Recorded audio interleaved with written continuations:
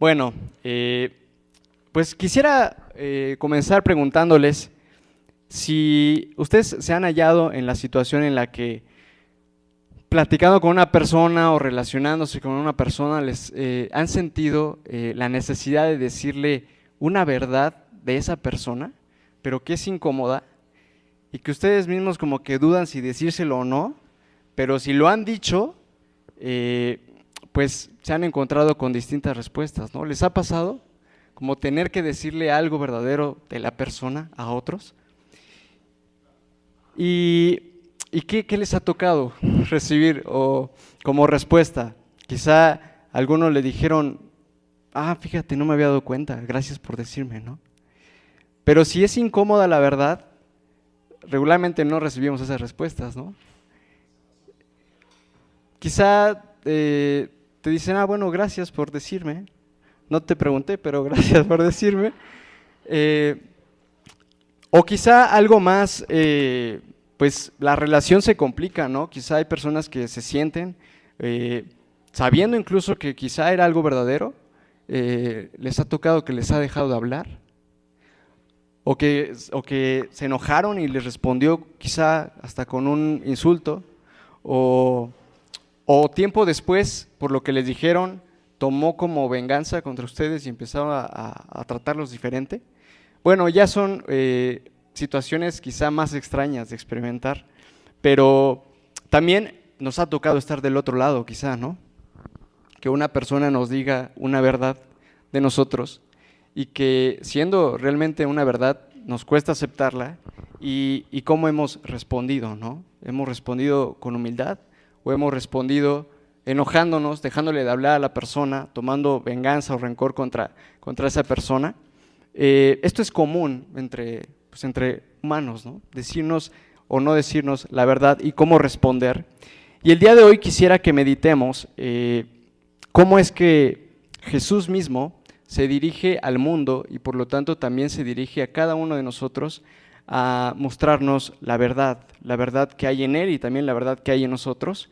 Y ante eso también exige una respuesta, una reacción de nuestra parte. Y por eso he titulado este mensaje, ¿amamos o aborrecemos la verdad de Jesús? Y quisiera que tú mantengas esta pregunta en tu mente a lo largo de este mensaje y durante el día, acerca de la verdad de Jesús que tiene para mostrarte a tu vida y cómo es tu reacción.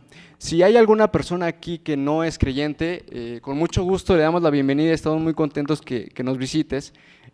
Quisiera el día de hoy a que consideraras a conocer acerca de Jesús y quién es Jesús y lo que Él muestra acerca del humano y lo que muestra acerca de ti y que tú también te preguntas cómo respondes acerca de lo que Jesús dice de ti. Y todos aquellos que se consideren creyentes estando aquí presentes, también, aunque hayan aceptado en algún momento a Jesús en sus vidas, sabemos que la vida del creyente es constantemente estar dispuesto a aceptar lo que Jesús nos va revelando de nosotros, ¿verdad? Constantemente hasta el final de nuestra vida. Entonces, en este sentir quisiera que mantengamos presente esta pregunta: ¿cómo es nuestra respuesta a lo que Jesús nos dice?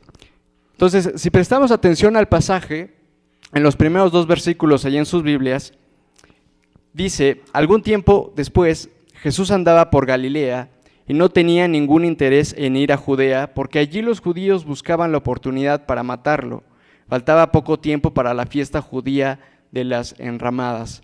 Para ubicarnos un poco a la historia que vamos a considerar, el Evangelio de Juan nos introduce diciéndonos algún tiempo después. Y para esto es necesario hacer memoria de las predicaciones que hemos tenido y de los pasajes que hemos revisado las semanas pasadas. Si ustedes recuerdan, remontándonos al capítulo 6, ¿cómo comienza el capítulo 6 y con qué historia se introduce el capítulo 6? Ahí lo tienen, el capítulo 6, ¿no? Previo, al inicio, hasta trae subtítulos, ¿no? La alimentación de los 5,000, ¿no? El evento de la alimentación de los 5,000. Y sabemos que de ahí se desarrolla toda una historia que después de la alimentación de los 5,000, En esa ocasión nuestro hermano Paco nos hablaba que ya al atardecer y en la noche es cuando Jesús se queda solo y manda solos a sus discípulos en la barca y posteriormente se acerca a ellos caminando sobre el agua para decirles, no teman, yo soy. Y al día siguiente, ¿qué es lo que ocurre? Lo sigue la gente, llega la multitud con ellos y les preguntan, maestro, ¿cuándo llegaste aquí? Y Jesús entonces les responde, en verdad les digo que ustedes me siguen porque vieron, no porque vieron las señales, sino porque comieron el pan y se saciaron. Y de ahí Jesús desarrolla pues todo un discurso que llega a la expresión de que Él es el pan de vida y que tienen que comer de Él y beber de Él para tener verdadera vida. Y esto es lo que les genera un conflicto a quienes la escucharon, a los judíos y a toda la multitud, y lo que veíamos apenas la semana pasada, que por esas palabras que Jesús dijo, muchos discípulos dejaron de seguirlo, se apartaron de Él y se fueron. Y entonces, aquí nos introduce el capítulo 7. Algún tiempo después de estos acontecimientos, se acercaba la fiesta de las enramadas, y la fiesta de las enramadas, para ubicarnos también es importante porque ahora todos los eventos desarrollados en el capítulo 7 se encuentran descritos dentro de esta fiesta de las enramadas. ¿Y qué es la fiesta de las enramadas o la fiesta de los tabernáculos? Bueno, se describe para los judíos en el Antiguo Testamento, en el libro de Levíticos, en Deuteronomios y en Números, esta fiesta que consistía en que los judíos tenían que recordar la liberación de todos ellos como pueblo de parte de Dios desde Egipto y su transitar por el desierto y cómo en el desierto habían estado habitando en cabañas. En Levítico 23 del 41 al 43 dice, cada año durante 7 días celebrarán esta fiesta en honor al Señor, la celebrarán en el mes séptimo. Este será un estatuto perpetuo para las generaciones venideras. Durante 7 días vivirán bajo enramadas. Todos los israelitas nativos vivirán bajo enramadas, para que sus descendientes sepan que yo hice vivir así a los israelitas cuando los saqué de Egipto. Yo soy el Señor, su Dios. Entonces, esta fiesta, ¿cuánto duraba? 7 días. Entonces, para ubicarnos y tenerlo presente incluso en las próximas enseñanzas, lo que ocurre se desarrolla a lo largo de 7 días. Y esta fiesta consistía en un tiempo de gozo, de gratitud por lo que Dios había hecho con el pueblo de Israel, y también ahí en los textos también se añade como una gratitud por la cosecha que les permitía año con año. Y para el tiempo del segundo templo, en esta época en la que se encuentra Jesús, los judíos de las regiones alrededor acostumbraban ir al templo en Jerusalén y vivir celebrar esta fiesta, vivir esta tradición ahí en Jerusalén. Y entonces, esto es importante para tenerlo en cuenta, porque es lo que va a ocurrir y es por lo cual los hermanos de Jesús le están diciendo, ve a Judea, que es la región donde se encuentra Jerusalén, porque viene la fiesta y ahí va a estar la gente, ¿no? Pero también nos da el dato en el contexto de que ahí lo buscaban matar. Y haciendo memoria un poco también, recordando las enseñanzas anteriores, ¿por qué buscaban matar a Jesús? ¿Alguien recuerda de las enseñanzas que estábamos viendo?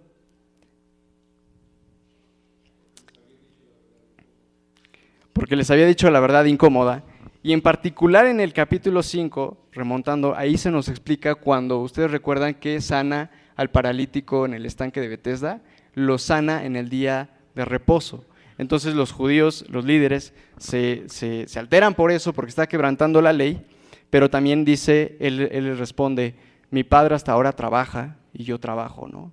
Y entonces ahí en el capítulo 5, versículo 18 dice que los judíos redoblaban sus esfuerzos para matarlo, pues no solo quebrantaba el sábado, sino que incluso llamaba a Dios su propio Padre, con lo que se hacía igual a Dios.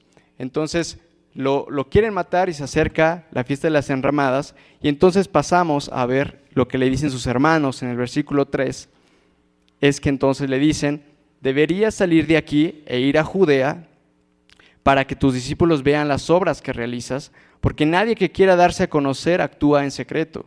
Ya que haces estas cosas, deja que el mundo te conozca. Lo cierto es que ni siquiera sus hermanos creían en él.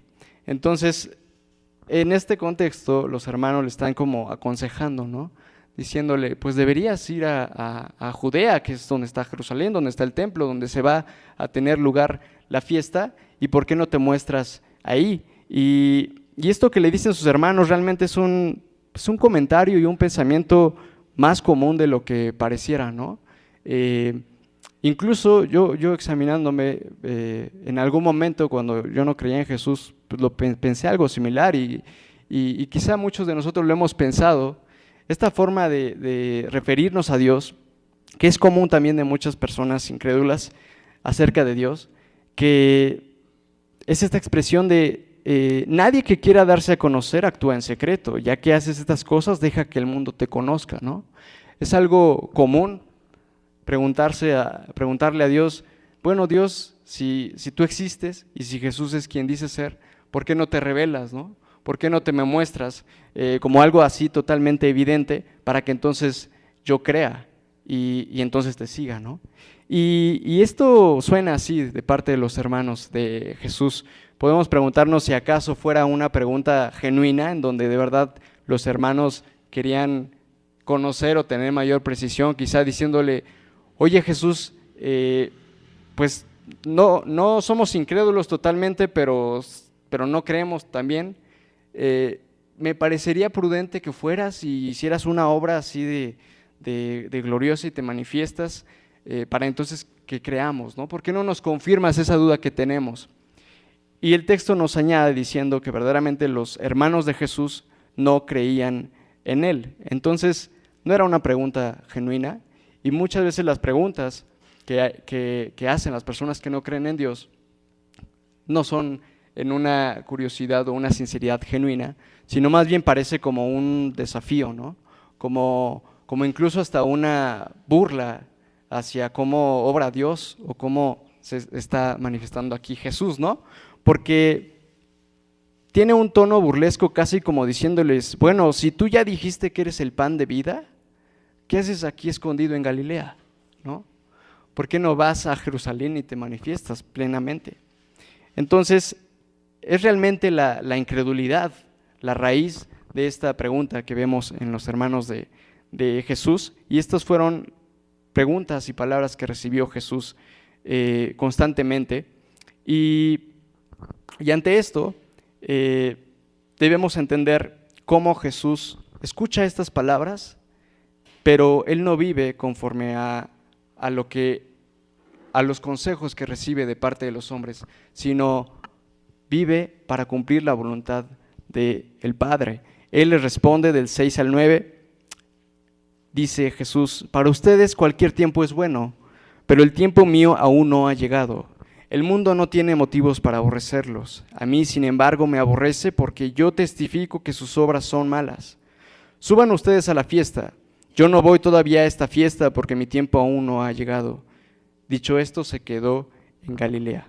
Entonces Jesús expresa su respuesta diciéndoles, yo no voy, pero también añade una breve explicación al respecto, diciéndole, mi tiempo aún no ha llegado. Y esto es importante tener en cuenta, la convicción y la firmeza y la guía del Espíritu Santo que tiene Jesús para hacer caso a la misión que tiene encomendada el Padre, según la voluntad del Padre, y no lo que hay a su alrededor, o no en las circunstancias, o lo que escucha a su alrededor de Jesús, porque recibió los consejos de su hermano, como deberías hacerlo esto, porque el ministerio del Mesías sería más contundente, o sería más espectacular, o la gente te creería si lo haces de esta manera.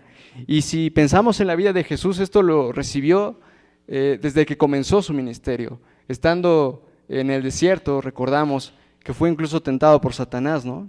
Diciéndole, si tú eres el Hijo de Dios, ¿por qué no transformas las piedras en pan, ¿no? Esto es lo que deberías hacer.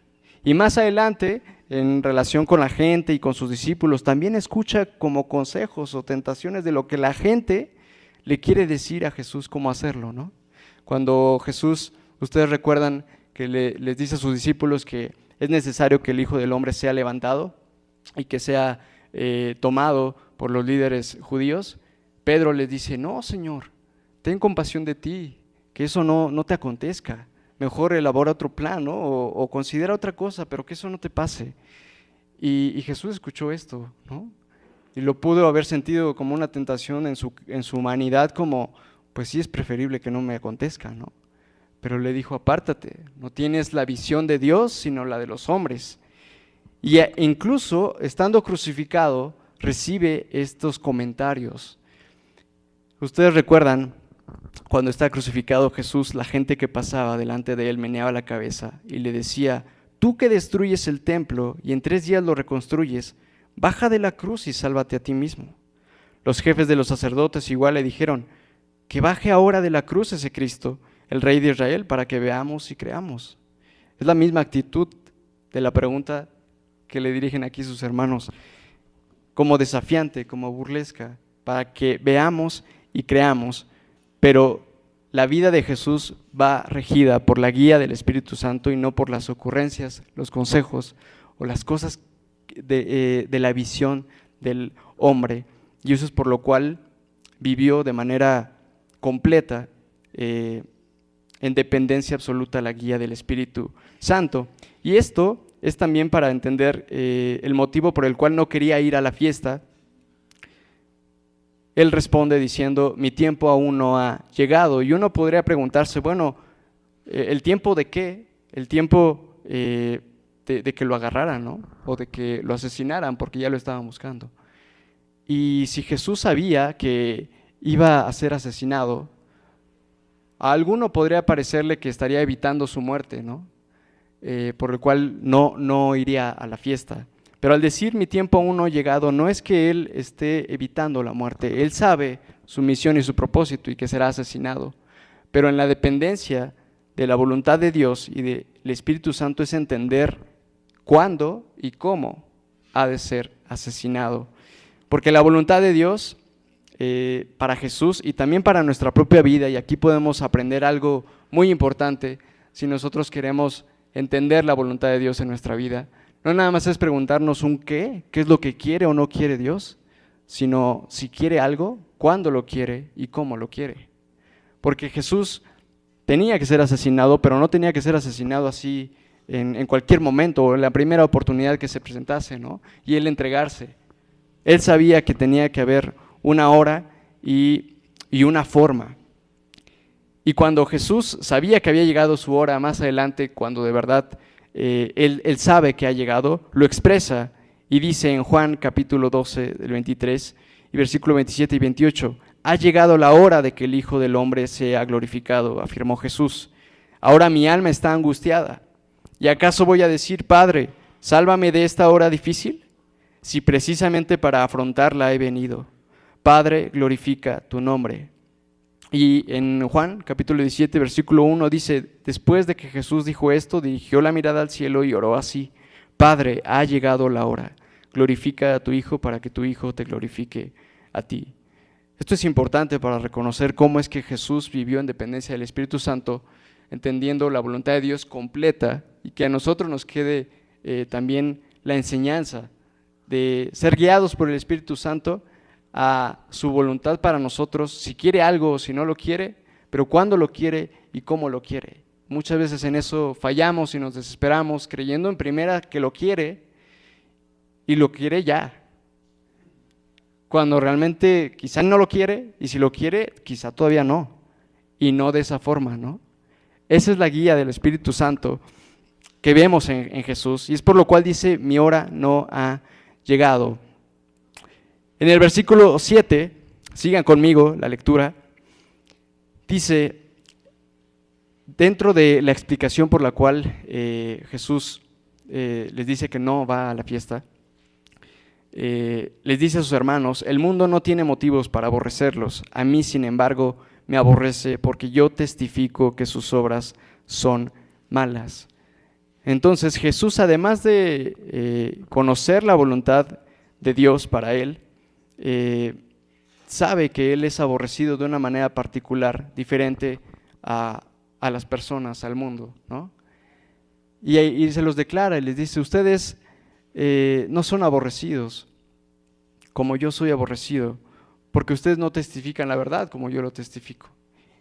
Y Jesús sabe que la voluntad de Dios es que Él sea asesinado, pero no accidentalmente, sino por causa del aborrecimiento por el cual lo perseguirán.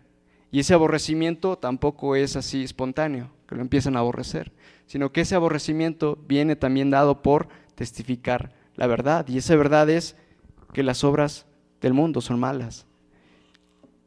Y es impactante pensar en la misión de Jesús, ¿no? Hace rato que les preguntaba y pensábamos en esta situación de tener que decirle algo incómodo a una persona y sin saber cómo va a responder, qué va a pasar quizá con esa amistad o con esa relación por decirle algo verdadero. Jesús tenía la misión de venir a testificar al mundo la verdad y que sus obras eran malas, pero Él sabía además que iba a ser aborrecido por eso. No era como algo incierto al testificar eso. Él sabía que iba a ser aborrecido y que iba a ser asesinado por ser aborrecido. Él sabía que esa era la voluntad de Dios. Y es impactante porque nos permite comprender el corazón de Jesús cumpliendo su misión, sabiendo la respuesta que recibiría de parte del hombre. Y entonces la voluntad de Dios para Jesús es testificar la verdad, ser aborrecido y ser asesinado. Y esto lo tuvo tan claro en su corazón, en su mente, en su misión, que lo testificó durante su ministerio. Anteriormente, ustedes recuerdan la conversación que tiene con Nicodemo, en el que dice: esta es la causa de la condenación, que la luz vino al mundo, pero la humanidad prefirió la oscuridad a la luz porque sus obras eran malas. Pues todo el que hace lo malo aborrece la luz y no se acerca a ella por temor a que sus obras queden al descubierto. En el capítulo 5 también le dice a los judíos: a ustedes los conozco y sé que no aman realmente a Dios. Yo he venido en nombre de mi Padre y ustedes no me aceptan. Pero si viniera otro en su propio nombre, a ese sí lo aceptarían. ¿Cómo va a ser posible que ustedes creen si reciben gloria unos de otros, pero no buscan la gloria que viene del Dios único? En Juan 8:40 más adelante también les dirá: ustedes en cambio quieren matarme a mí, que les he expuesto la verdad que he recibido de parte de Dios. También en el 18:37 dice: yo para esto nací, cuando estaba delante de Pilatos, ¿no? Para esto vine al mundo, para dar testimonio de la verdad. Todo el que es de parte de la verdad escucha mi voz. Jesús tenía claro su misión en este mundo, testificar la verdad, y que iba a encontrar rechazo y aborrecimiento. Pero ¿cómo Jesús testificó la verdad? Porque una cosa es decir: yo testifico la verdad de ti, pero otra cosa es hacerlo, ¿no? Y debemos entender cómo Jesús lo hizo y cómo lo demuestra. Y Jesús lo hizo por medio de sus palabras, por medio de sus obras y por medio de su vida. Y es un claro, como una clara demostración de Jesús que testifica que las obras del mundo son malas por medio de cómo vivió Él, por medio de cómo habló Él, por medio de lo que Él enseñó. E incluso Jesús invita a que lo examinemos, a que pongamos a prueba si Él no está mintiendo en esto, ¿no? Jesús dijo en el Evangelio de Juan, capítulo 10, 36 al 38, dice: ¿por qué acusan de blasfemia a quien el Padre santificó para sí y envió al mundo? ¿Tan solo porque dijo: yo soy el Hijo de Dios? Si no hago las obras de mi Padre, no me crean. Pero aunque no me crean a mí, si las hago, crean en mis obras, para que sepan y entiendan que el Padre está en mí y que yo estoy en el Padre. En otra ocasión también dijo: ¿quién de ustedes me puede probar que soy culpable de pecado? Porque si Jesús testifica que las obras del mundo son malas y Él también es malo, su testimonio pierde credibilidad, ¿no? Pero Él mismo hace esta pregunta: ¿quién de ustedes me puede probar que soy culpable de pecado? Si digo la verdad, ¿por qué no me creen? El que es de Dios escucha lo que Dios dice, pero ustedes no escuchan porque no son de Dios. En Lucas 7:23 dice: bienaventurado el que no haya tropiezo en mí. Otra versión dice: el que no se escandalice, como precisamente siendo incrédulo a lo que Jesús dice y cómo vive, ¿no? Y por último, ante todas las acusaciones que recibía, de parte de los líderes religiosos. Dice, vino el Hijo del Hombre que come y bebe, y ustedes dicen, este es un glotón y un borracho, amigo de recaudadores de impuestos y de pecadores. Pero la sabiduría queda demostrada por los que la siguen.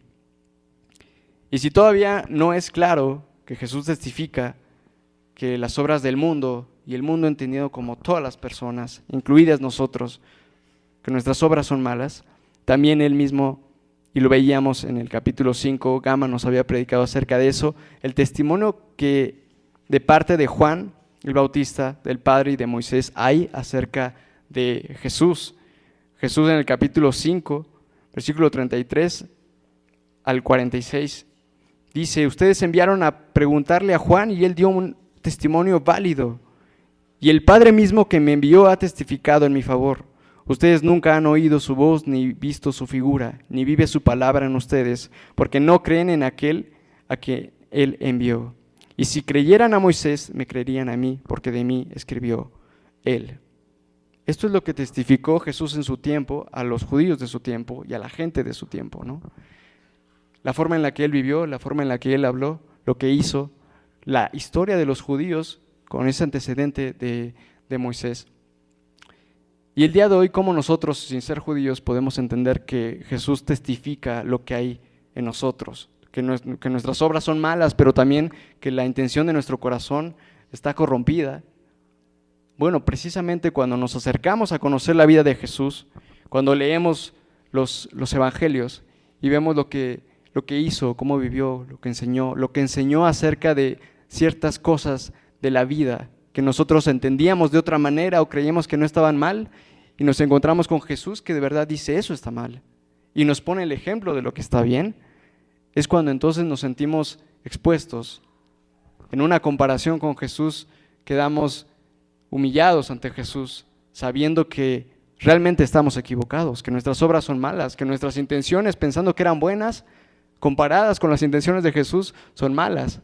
Porque Jesús los lleva a un extremo, incluso a orar por tus enemigos, a perdonar, a bendecir por aquellos que te maldicen. Nosotros no alcanzamos a ver eso, ¿no? Entonces, conociendo la vida de Jesús, la Biblia, podemos sentirnos expuestos delante de Él. Y es entonces cuando sentimos la voz de su Espíritu que nos dice, tus obras son malas, tu corazón está corrompido, tus intenciones son perversas. Y eso es lo que debemos meditar para no verlo de manera lejana, sino saber cómo Jesús sigue testificando esto hoy en día, y más de que se lo diga al de al lado, me lo dice a mí. Me lo está testificando a mí, me lo está dirigiendo a mí. Y es entonces que exige de nosotros una respuesta, una reacción. Es Jesús sentado delante de nosotros, platicándonos y diciéndonos verdades incómodas y esperando nuestra respuesta, ¿no? Nuestra reacción. Y es ahí entonces cuando podemos responder con gratitud o humildad ante el hecho de que nos hace ver algo que no veíamos, porque Él nos testifica lo que hay en nosotros, no para condenarnos, no para simplemente humillarnos y dejarnos así de humillados diciendo, ¿ves lo malo que eres? Eso era lo que quería, ¿no? Y ya se va. No, el evangelio, la noticia, el propósito por el cual Jesús testifica nuestras obras es porque quiere transformarnos de esas obras, de nuestra forma de pensar, de nuestro corazón, pero para eso primero nos tiene que mostrar cómo estamos. Y también nos muestra su corazón de perdón ante todo eso que somos. Es el evangelio por el cual murió, como diciéndonos, todo eso es lo que eres, pero yo muero por ti para perdón de todo eso. Así que yo no te condeno, pero si quieres ser transformado, tienes que aceptar la verdad, porque no te voy a hablar con engaños, porque si tú estás bien, entonces no tengo de qué salvarte, ¿no? Es por amor que testifica que nuestras obras son malas y que nuestro corazón está corrompido y que estamos de verdad mal en comparación con Jesús.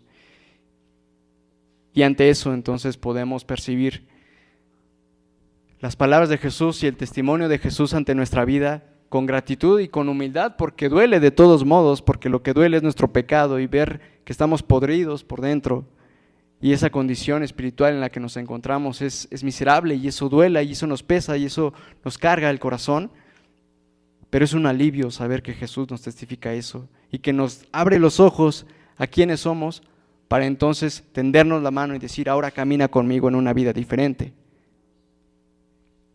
¿Podemos responder con gratitud y humildad a eso o con aborrecimiento?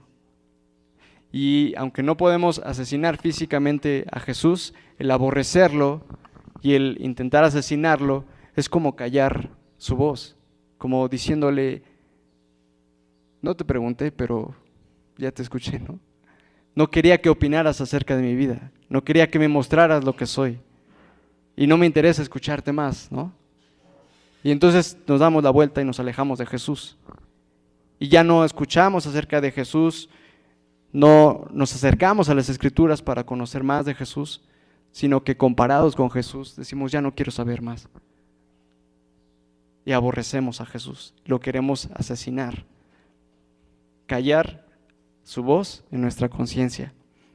¿Amamos o aborrecemos la verdad de Jesús? Es duro, pero es la pregunta que tenemos que hacernos siempre, teniendo claro eso, que Jesús no nos muestra la verdad de nosotros solo para condenarnos, sino con la esperanza de que hay un perdón de todo eso y una vida transformada caminando junto con Él. Y ante esto también algo que el Señor me mostró meditando este pasaje y que quisiera compartirlo para que también lo tengamos claro de lo que implica ese caminar con Jesús, si es que respondemos en gratitud y en humildad a aprender de Jesús y a transformar nuestra vida. Y que es duro también y que uno no espera encontrarse con esto en la vida cristiana, pero cuando recibes a Cristo y estás dispuesto a que te transforme, a que te lleve de la oscuridad a la luz y que tu vida sea guiada por el Espíritu Santo, empiezas a ser transformado a imagen de Jesús y el Espíritu Santo empieza a obrar en ti y a resplandecer en ti. Y eso, ¿qué creen que tiene por consecuencia? La salvación, pero en relación al mundo, la misma experiencia que tuvo Jesús, un aborrecimiento en este mundo. Y es duro y es difícil, uno no espera encontrarse con esto, pero Jesús también lo dejó claro, para que lo tuviéramos claro. Les dice a sus discípulos en Juan 15, 18 al 25, esto se lo dice a las personas que lo siguen. Si el mundo los aborrece, tengan presente que antes que a ustedes me aborreció a mí. Si fueran del mundo, el mundo los amaría como a los suyos, pero ustedes no son del mundo, sino que yo los he escogido de entre el mundo. Por eso el mundo los aborrece. Recuerden lo que les dije, ningún siervo es más que su amo. Si a mí me han perseguido, también a ustedes los perseguirán. Si han obedecido mis palabras, también obedecerán las de ustedes. Los tratarán así por causa de mi nombre, porque no conocen al que me envió. Si yo no hubiera venido ni les hubiera hablado, no serían culpables de pecado, pero ahora no tienen excusa por su pecado. El que me aborrece a mí, fíjense, también aborrece a mi Padre. Si yo no hubiera hecho entre ellos las obras que ningún otro antes ha realizado, no serían culpables de pecado, pero ahora las han visto y sin embargo a mí y a mi Padre nos han aborrecido. Por esto sucede para que se cumpla lo que está escrito en la ley de ellos. Me odiaron sin motivo. Jesús está dando una explicación del aborrecimiento que recibe, pero también le está diciendo, ustedes también serán aborrecidos, como yo lo fui. Cuando ustedes lo sean, recuerden que a mí me aborrecieron primero. Y esto es difícil también de procesar primero, entender lo que Dios dice de ti y que Jesús te llama a ser su discípulo y que ese discípulo implica también ser aborrecido por otras personas. Pero por una parte debemos preguntarnos si respondemos con humildad y gratitud al regalo de Jesús, de la salvación, del perdón, de la transformación, de la vida en Él, y somos discípulos y nos asumimos como tales, tenemos que examinarnos también respecto a estas palabras de Jesús. ¿Cuál es mi relación y mi situación en este mundo y en medio de las personas de este mundo? ¿Soy glorificado y aceptado por todos en todos lados? ¿O alguna vez he sido realmente ignorado, rechazado y aborrecido, como Jesús dijo y prometió que acontecería con aquellos que verdaderamente lo siguen? Debemos preguntarnos cómo vivimos, porque eso también es una referencia de qué tanta comunión estamos teniendo con el Espíritu Santo. Y también tenemos que tener la claridad de que el aborrecimiento que recibimos del mundo es, como lo dice Jesús, por causa del nombre de Jesús, no por causa de nuestro pecado, porque a veces podemos confundirnos en eso, ¿no? Ya en el mundo como humanos, ya el humano en sí mismo se aborrece unos a otros por el mismo pecado del humano, ¿no? Hay tanta maldad que uno dice, ya no creo en la humanidad, ¿no? Ya hay tanto aborrecimiento en el mundo por el pecado del mundo, que cuando Jesús vino, incomodó y fue aborrecido por el mundo, no por el pecado que uno pudiera pensar que Jesús hubiera tenido, explicando esto, porque Jesús no tuvo pecado, al contrario, la incomodidad y el aborrecimiento que Jesús recibió fue por la luz que Él venía a traer en medio de un mundo de oscuridad.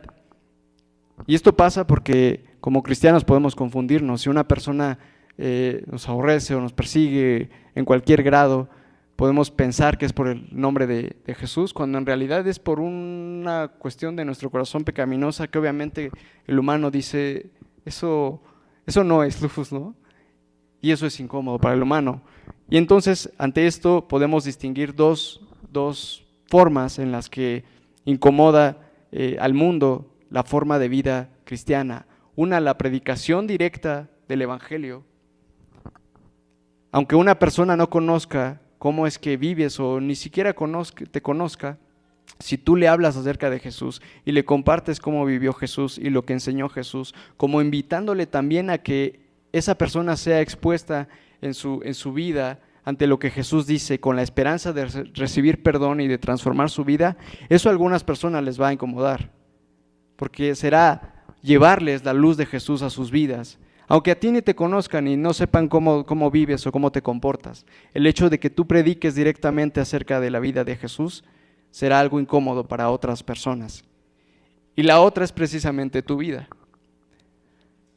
Así como Jesús vivió guiado por el Espíritu Santo, cuando tú eres guiado por el Espíritu Santo y empiezas a producir ese fruto del Espíritu en ti, y en un contexto en donde abunda ciertas conductas, ciertos pensamientos, ciertas formas de relacionarse que no son del fruto del Espíritu, sino que son del fruto de la carne, cuando tú te comportas guiado por el Espíritu Santo, eso incomoda a otras personas. De manera concreta podemos pensar situaciones como cuando estás en tu trabajo, cuando estás en tu escuela, con compañeros, en cualquier situación social, y las personas, por ejemplo, hablan a espaldas de otras personas y empiezan a criticarlos, y tú no formas parte de esa conversación, la gente te empieza a ver diferente. Dice, ¿qué pasa contigo, no?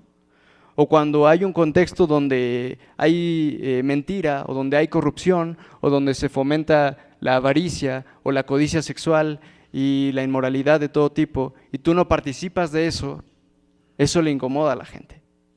Y más si tú les explicas por qué no participas de eso y les quieres compartir esas obras, dañan el corazón, contaminan el alma, pervierten la mente.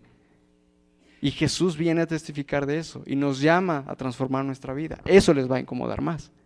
Eso es lo que Jesús, cómo Jesús vivió y cómo Jesús puso el ejemplo a sus discípulos, y lo que hay detrás de lo que Jesús está diciendo: ustedes serán aborrecidos por causa de mi nombre en ustedes.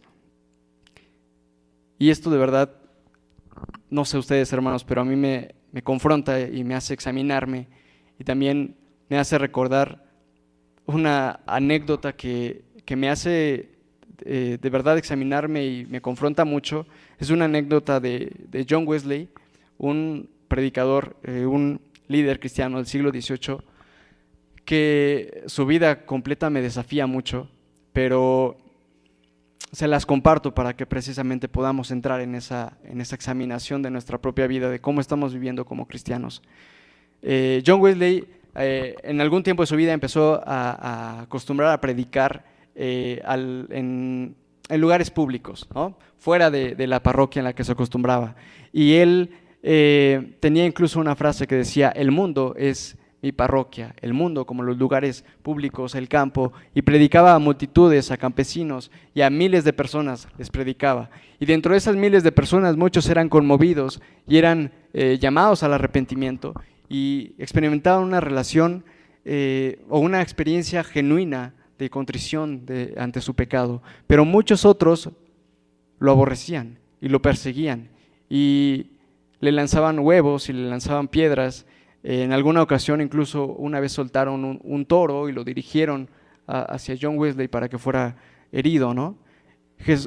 John Wesley sabía lo que era la persecución y hubo un tiempo en su vida que transcurrieron 3 días sin ser perseguido y eso le preocupó.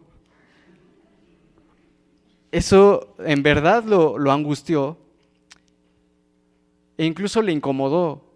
Y entonces se examinó a sí mismo y orando a Dios le decía: examíname, Dios, si acaso me he enfriado, o si acaso me he apartado de tu camino, o estoy haciendo algo mal, porque esto no es normal, ¿no? Y en medio de esa oración, al otro lado del camino donde él iba, una persona reconoció que era el predicador John Wesley y le lanzó un ladrillo. Y entonces no le dio, pero John Wesley tuvo un alivio. Y uno pudiera pensar, bueno, qué exagerado, ¿no? Pensar que durante 3 días no te persiguen. Pero la forma en la que él vivía, en la que él predicaba, y en el contexto y la región y la comunidad en la que se encontraba, la gente lo conocía y era común que si tú predicas el evangelio con tal fervor y con tal intensidad, hay gente que va a creer y hay gente que te va a aborrecer. Para él era común. Entonces, eso fue una examinación que a él lo llevó a saber cómo estaba viviendo. Y esto es solamente como la anécdota que a mí me hace examinarme también cómo es que debo vivir y cómo el Espíritu Santo, si acaso está guiando mi vida, cómo eso tiene un impacto. Y no es que nosotros busquemos el aborrecimiento, eso también es importante discernirlo. No es que nos acerquemos a la gente con esa intención diciendo: aborréceme porque soy cristiano, ¿no? A veces nos acercamos así, ¿no? Aborréceme porque soy cristiano. No, el aborrecimiento viene como consecuencia de vivir una vida guiada en el Espíritu, como Jesús lo hizo. Él no buscó el aborrecimiento, pero sabía que vendría. Entonces también debemos meditar en ese aborrecimiento en la vida cristiana, y si nosotros nos asumimos como cristianos, ¿cómo estamos viviendo esa realidad? En los versículos 9 al 11, la historia continúa diciendo que Jesús, después de decirles esto a sus hermanos, se quedó en Galilea. Sin embargo, después de que sus hermanos se fueron a la fiesta, fue también él, no públicamente, sino en secreto. Por eso las autoridades judías lo buscaban durante la fiesta y decían: ¿dónde se habrá metido? Entonces, aquí vemos que finalmente Jesús sí va a la fiesta, aunque no va públicamente, sino va en secreto. Y de todos modos, la figura de Jesús está en la boca de las personas y lo están buscando y él corre peligro. Y más adelante, en los siguientes versículos del capítulo 7 y lo que ocurre a la mitad de la fiesta y al final de la fiesta, vemos esta persecución constante que estaba recibiendo Jesús y cómo de verdad lo estaban buscando para matar. A mitad de la fiesta algunos se preguntan en el versículo 25, cuando lo ven, dicen: ¿no es este el que querían matar? Ahí está hablando abiertamente y nadie le dice nada. Ya les di un spoiler, ¿no?, de lo que pasó. ¿Será que las autoridades se han convencido de que es el Cristo? Entonces quisieron arrestarle, pero nadie le echó mano porque aún no había llegado su hora. Y al final de la fiesta también ocurre lo mismo. Algunos querían arrestarlo, pero nadie le puso las manos encima. Y finalmente, Jesús, como les decía, estaba en la boca de las personas que estaban en la fiesta y entre los judíos porque sabía que estaba levantando este escándalo de las cosas que hacía y de los milagros que hacía y la doctrina que tenía. Y en los versículos 12 y 13 leemos que entre la multitud corrían muchos rumores acerca de él. Unos decían, es una buena persona. Otros alegaban, no, lo que pasa es que engaña a la gente. Sin embargo, por temor a las autoridades judías, nadie hablaba de él abiertamente. Bueno, la gente ha opinado de Jesús desde que estuvo aquí en la tierra en ese momento.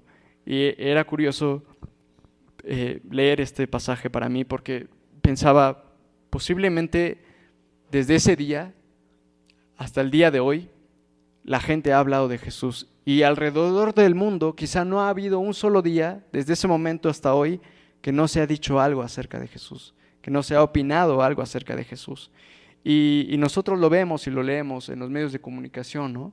En muchos libros, se hacen documentales, se hacen películas acerca de Jesús. Y todo eso refiere a quién es Jesús, quién fue Jesús, qué fue lo que hizo. Todo refiere a dar una opinión y un comentario a su esencia y su obra y su vida de distintas maneras. Y obviamente transcurriendo ya alrededor de 2000 años, pues imaginen toda la cantidad de cosas que se han dicho acerca de Jesús, pero todas se encuentran dentro de estas opiniones similares a las que leemos aquí, como que fue una buena persona o no, lo que pasó es que engañó a la gente. También la semana pasada, si recuerdan, nuestro hermano Natán Díaz nos decía que veía un libro en donde ponían a Jesús como un ejemplo moral, simplemente, ¿no? Y despojaban de su vida y de su historia todo evento sobrenatural y también toda enseñanza que refiriese a una realidad sobrenatural, ¿no? Y quería compartirles simplemente unos ejemplos de lo que actualmente o en los años recientes se dice acerca de Jesús y que seguramente ustedes se han encontrado en distintas partes de opiniones acerca de Jesús. Y nosotros debemos leerlas y examinarlas también y estar al tanto de esto que se rumorea entre la gente hoy en día acerca de Jesús, porque esto expresa o el desconocimiento y la ignorancia que hay acerca de lo que Jesús dijo de sí mismo, así como también la condición del corazón en estas opiniones, que conociendo lo que Jesús dijo, lo tergiversan, lo niegan, lo aborrecen, lo evitan, y entonces sus palabras y su imagen o su forma, su nombre, lo expresan de una manera tan diferente y conformando una identidad de Jesús tan diferente de lo que Jesús dijo, pero que realmente es una doctrina falsa y perversa, tergiversando lo que Jesús dijo. Por ejemplo, en su libro Filosofía para principiantes, el intelectual, escritor y caricaturista mexicano Eduardo Humberto del Río, también conocido como Ríos, dice, al igual que Pitágoras y Platón, y Zaratustra y Buda, Jesús fue un iniciado. Su enseñanza filosófica la adquirió en Egipto, donde estuvo desde los 12 años y, según algunos autores, también habría viajado a Persia, a la India y hasta el Tíbet. Jesús, como todos los seres humanos, era la reencarnación de otro ser humano que se llamó Hermes Trismegisto, un filósofo egipcio. Sus milagros no fueron otra cosa que la práctica de la ciencia secreta que aprendió en Egipto y anexas. Por otra parte, en un blog sobre un libro popular de la nueva era, que se llama Un curso de milagros, se dice acerca de Jesús, es cierto que nada del sueño, o sea, la ilusión de la realidad, es real, por lo que Jesús, al menos como hombre o como persona, sigue siendo una ilusión. Los sueños son solo sueños y el Hijo de Dios jamás ha estado realmente en el mundo. El contenido de amor en la mente de Jesús es lo que es real, que es el Cristo, el Santo Hijo de Dios, al igual que todos nosotros. Y una canción de 1998 de un grupo español de ska dice, Jesucristo era un tío normal, pacifista, intelectual, siempre al lado de los pobres, defendiendo sus valores, siempre en contra del capital, crucificado como un animal, defendiendo un ideal. Todos juntos vamos a brindar por un revolucionario que intentó cambiar el mundo, el primer hippie de la humanidad.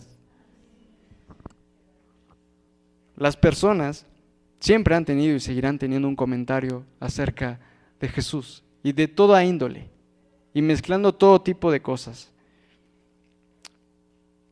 Seguirán teniendo las personas comentarios acerca de Jesús, pero lo importante aquí es que a la luz de la evidencia de lo que verdaderamente Jesús dice de sí mismo, sus obras, así como lo que el Padre, Moisés y Juan el Bautista dijeron acerca de él, debemos preguntarnos cada uno de nosotros, ¿qué creo yo acerca de Jesús? ¿Qué es lo que creo de él y qué es lo que digo y opino de él y comento de él? Porque esta es la pregunta más profunda y valiosa que podemos hacernos en toda nuestra existencia. Para algunos podrá ser irrelevante pensar qué opinas acerca de ese personaje histórico. Pero por lo que Jesús dijo de sí mismo, esta pregunta se vuelve crucial, porque Jesús vino a testificar al mundo y Él vino de parte de Dios a salvarte. Y Él está a la espera de que tú respondas a eso. Por lo tanto, la pregunta, ¿qué crees acerca de Jesús? Es la pregunta por medio de la cual seremos juzgados por toda la eternidad. Debemos meditarla cada uno de nosotros profundamente como si Jesús mismo estuviera delante de nosotros y con el conocimiento que cada uno de nosotros ha tenido en su vida acerca de Jesús y escuchando lo que dice las Escrituras y lo que Él mismo dice acerca de Él, nos pregunta, entonces, con todo esto, ¿tú qué dices de mí? Y por último, debemos también preguntarnos con qué convicción estamos viviendo lo que asumimos y creemos acerca de Jesús. Porque una cosa es igualmente creerlo y creer algo respecto a Jesús y otra cosa es interiorizarlo y vivir día a día con una convicción profunda de aquello que creemos de Jesús. ¿Por qué? Porque al final del pasaje vemos la actitud de esta gente que rumoreaba cosas de Jesús, ¿no? Dice que él rumoreaba, no, Jesús es bueno, y otros decían, no, engaña a la gente, pero lo rumoreaba, porque por temor a las autoridades judías nadie hablaba de él abiertamente. Pero igualmente debemos escuchar y tener presente lo que Jesús dijo a sus discípulos. A cualquiera que me confiese delante de los demás, yo también lo confesaré delante de mi Padre que está en el cielo. Pero cualquiera que me niegue delante de los demás, yo también lo negaré delante de mi Padre que está en el cielo. Cuando uno cree que Jesús verdaderamente es el Hijo de Dios y lo asume para sí, no podemos rumorearlo nada más. Y por temor callarlo frente a una autoridad religiosa o social o política, cuando se nos pregunta o cuando se nos cuestiona, o frente a personas que es incómodo precisamente decir lo que creemos acerca de Jesús, no podemos rumorearlo y quedarnos callados. ¿Por qué? Porque es la convicción que hemos recibido y también la salvación para esas mismas personas que están preguntando. Y delante de estas palabras de Jesús es lo que debemos también dar cuenta, ¿no?